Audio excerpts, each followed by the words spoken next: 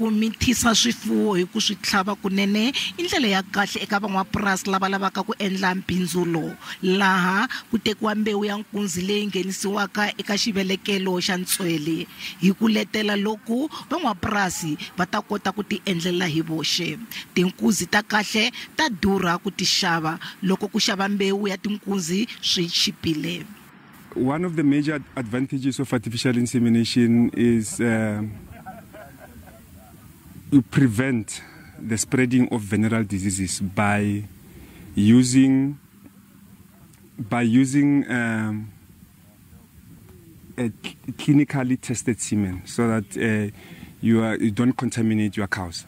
And it's also cheaper than buying a bull. Mihlangano yo van'wapurasi yi ri leswi swi ta pfuna swinene eka ku va van'wamapurasi va va na swifuwo swa kahle. As under-resourced farmers, you find that our livestock is mixed.